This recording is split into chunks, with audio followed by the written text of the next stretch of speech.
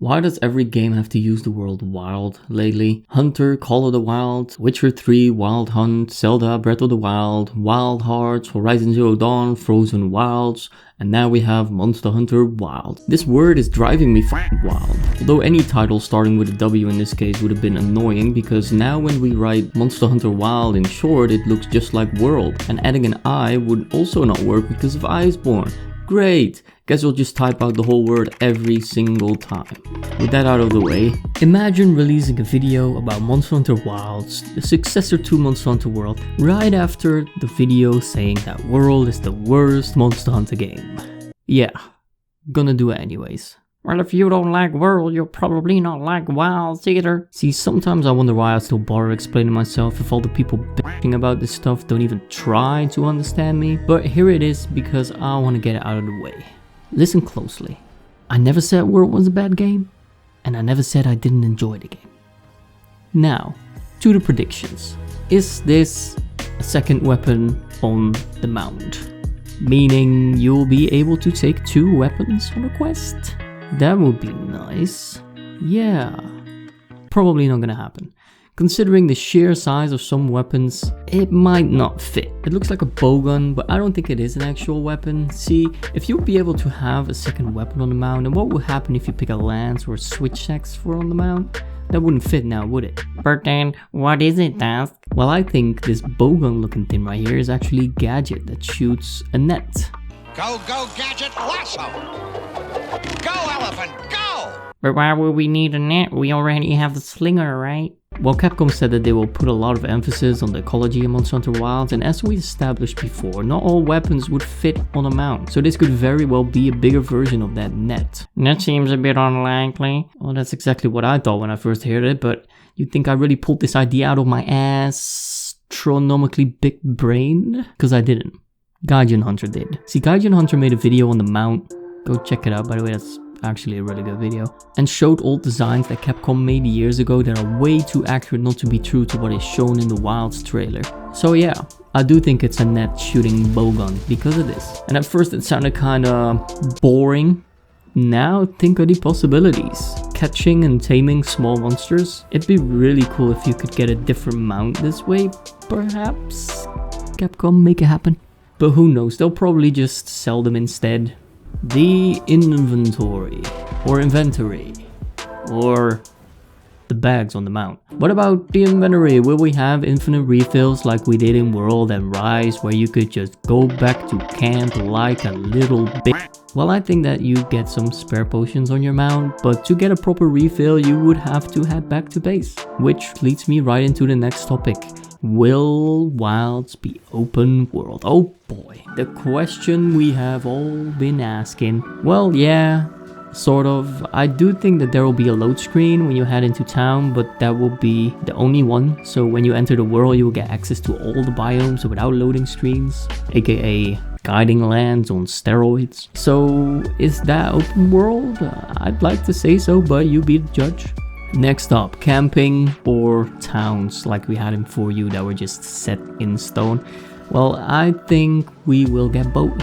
Camping to eat for food, and going back to towns to drop off items when both your inventory and the inventory on your mount is full.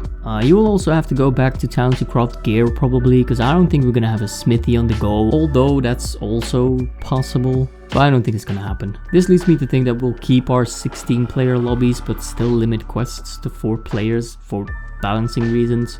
Although if you look at people like Team Darkside, it doesn't really matter. Anything gets bullied to death anyways. This would mean that you can be in any city with 16 players, but when you head out it's limited to 4 players again, with perhaps an exception for the big siege fights. This could also mean that SOS flares now actually become visible to people in the city, allowing them to join people's world as long as it isn't full. The next thing I predict is a day and night cycle. This will influence which monsters are available, and this also means that some monsters will only show up during either the night or the day. Perfect moment to bring back Malfastio, Capcom. This monster's too cool not to bring him back, alright?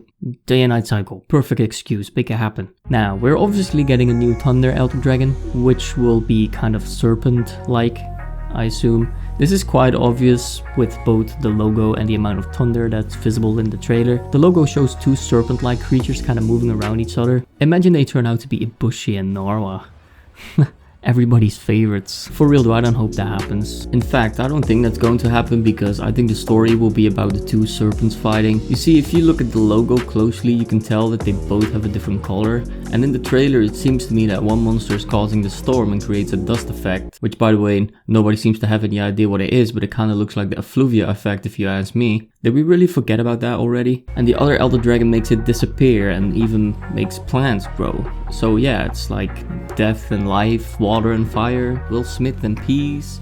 You get the idea, opposites is what they are. If this is the case, then once again it's about Elder Dragons changing the weather, which I find a bit disappointing because we have seen that so many times already with Alatrion, Kushala, Amatsu, you name it. So I kinda hope that they do something different instead, but who knows. Oh, by the way, now that we're talking about the logo, I also want to mention what appears to look like an egg here. So here's my idea on what this means. Yeah, no clue. Could be a lot of things really, I don't know.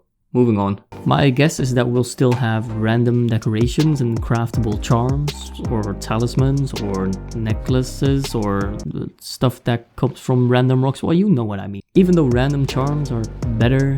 That's right, start typing your hate comment already, I will not change my mind. Will we see underwater combat return? No. No, we will not.